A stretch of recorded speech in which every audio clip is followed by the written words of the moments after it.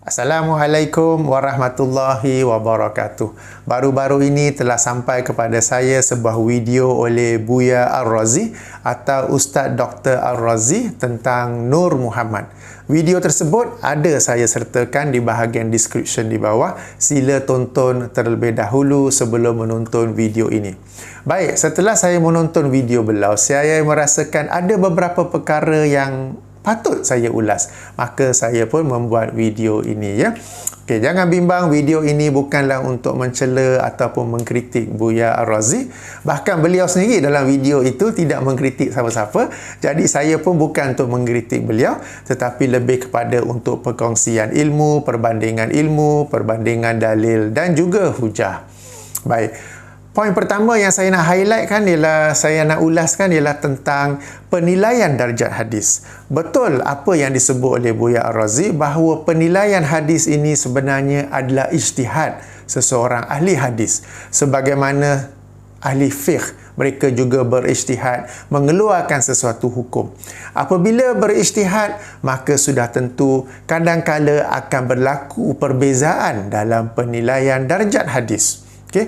Dan perbezaan ini kadang-kadang memang berlaku, akan tetapi jangan bimbang, ia bukanlah satu yang kita kata perbezaan yang besar. Okay? Kadang-kadang berlaku perbezaan, seorang berkata hadis ini sahih, seorang lagi berkata hasan. Atau seorang lagi berkata hasan, seorang lagi berkata ia dhaif yang ringan. Ya, jadi ataupun dhaif dan dhaif jiddan, ya. Perbezaan ini kadang-kala memang berlaku. Dan apa sikap kita dalam menghadapi perbezaan ini? Okey, pertama, jika kita memahami ilmu hadis, kita memahami ilmu hadis, maka kita semak, kita baca penjelasan setiap ahli hadis.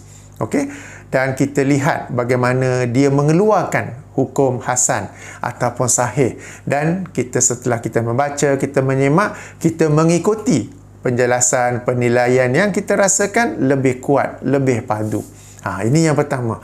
Yang kedua, kalau kita tak faham, tak menguasai ilmu hadis, tak mengapa, kita mengikuti penilaian ahli hadis yang lebih kita yakini keilmuannya.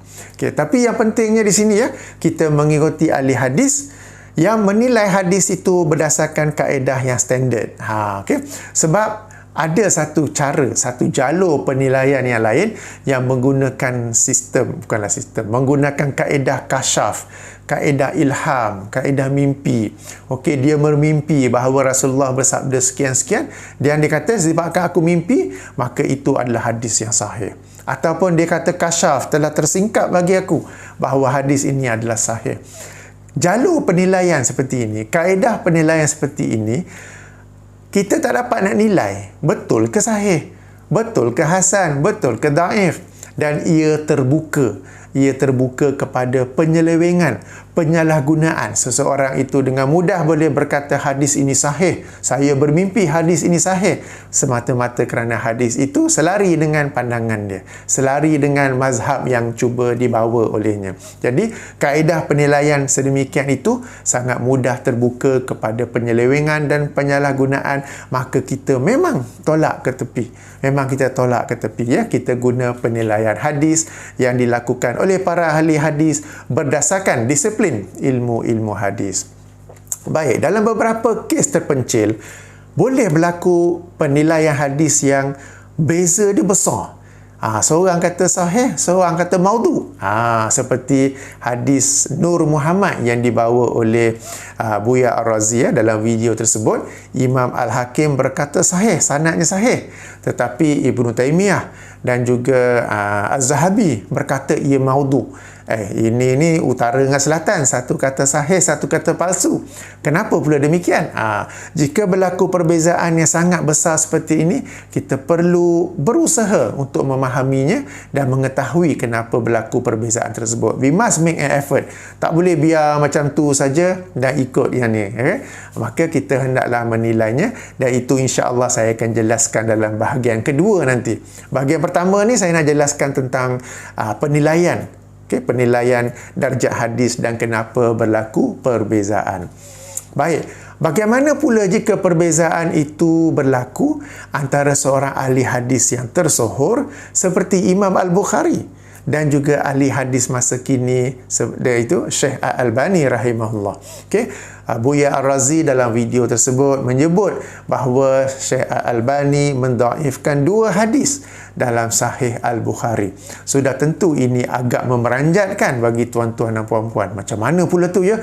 Imam Bukhari yang wafat 256 Hijrah, yang disepakati kesahihan kitab hadisnya tu, kemudiannya ada pula hadis yang didaifkan oleh Syekh Al-Albani yang meninggal dunia pada tahun 1420 Hijrah. Okey, baik. Sedikit penjelasan ya. Memang disepakati bahawa 2 kitab yang paling sahih yang kita miliki, yang kita umat Islam miliki, ialah Sahih Al-Bukhari dan Sahih Muslim. Akan tetapi ia bukanlah kitab yang sempurna. Kitab yang sempurna hanyalah satu, iaitu Al-Quranul Karim. Atas fakta ini, maka dalam sepanjang sejarah, kita akan dapati ada beberapa ahli hadis yang mengkritik beberapa hadis. Bukan seluruh kitab, bukan seluruh Sahih Al-Bukhari, bukan seluruh Sahih, tak, beberapa hadis di dalamnya. Dan ini berlaku kerana mereka ini sendiri seorang ahli hadis dan mereka melakukan kritikan ilmiah berdasarkan disiplin ilmu hadis. Tapi bila seorang mengkritik, kemudian ada pula tokoh ahli hadis lain yang menjawab kritikan tersebut, dan berlaku satu perbincangan ilmiah yang menarik. Poin penting ya, 2 poin penting ini hanya berlaku untuk beberapa hadis dalam Sahih Al-Bukhari atau Sahih Muslim. Dan yang kedua yang lebih penting, ia sedikit pun tidak mengurangi keutamaan, kepentingan dan kesahihan Sahih Al-Bukhari dan Sahih Muslim sebagai rujukan kita umat Islam dalam hadis-hadis Rasulullah sallallahu alaihi wasallam. Tidak sedikit pun menguranginya. Jadi jangan terus ragu-ragu, jangan terus syakwa sangka bila kita mendapat tahu ada orang mengkritik Sahih Al-Bukhari, ada yang mengkritik Sahih Muslim. Lepas ni tak boleh pakai ya. Tak, bukan sampai begitu ya. Ini adalah kritikan ilmiah terhadap beberapa hadis, dan kritikan itu pun tidak semestinya betul, sebab ada tokoh lain yang telah menjawab kritikan itu dan membuktikan pensahihan Al-Bukhari ataupun Muslim adalah benar ya.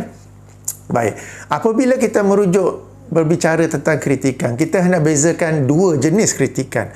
Pertama, kritikan yang dilakukan tanpa ilmu hadis, bukan oleh ahli hadis, tetapi kritikan yang dilakukan oleh golongan anti hadis, oleh golongan liberal, ataupun oleh sesiapa yang mendapati hadis itu tidak selari dengan ideologi yang dia bawa. Maka dia melakukan kritikan. Kritikan ini tidak perlu dilayan dan boleh ditepis ke tepi sahaja.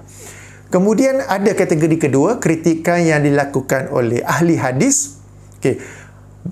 Kritikan yang ilmiah berdasarkan disiplin ilmu hadis. Maka kritikan ini kita boleh beri perhatian, tapi tak semestinya betul.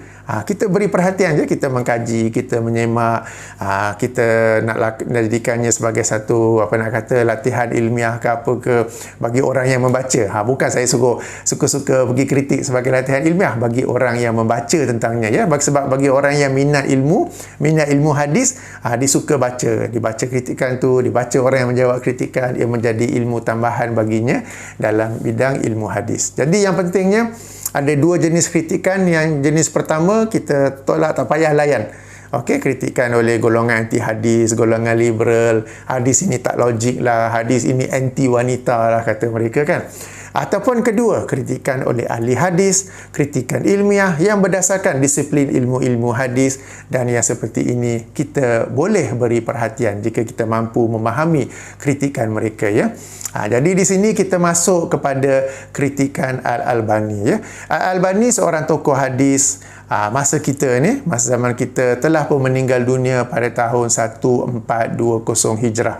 Beliau banyak mengkritik hadis, banyak mengkritik orang lain, dan atas sebab itu pun banyak juga orang mengkritiknya ya. Di antara kritikan itu ada yang ilmiah, ada yang benar. Di antara kritikan itu ada yang lebih kerana permusuhan, dan ada berlaku suasana tidak jujur, tidak amanah terhadap ilmu ya. Salah satu kritikan yang pada pandangan saya, kritikan yang tidak amanah, ialah kritikan Hasan As-Saqaf ke atas Syekh Al-Albani. Kononnya Syekh Al-Albani ni ada banyak pertentangan Okey, banyak pertentangan dalam penilaian hadis beliau ya. Kritikan itu telah dijawab oleh ahli-ahli hadis yang lain dan berlaku banyak diskusi ilmiah di situ ya. Tetapi yang menariknya, salah satu yang menjawab kritikan itu ialah seorang tokoh daripada Indonesia sendiri dalam buku ini, boleh nampak ke?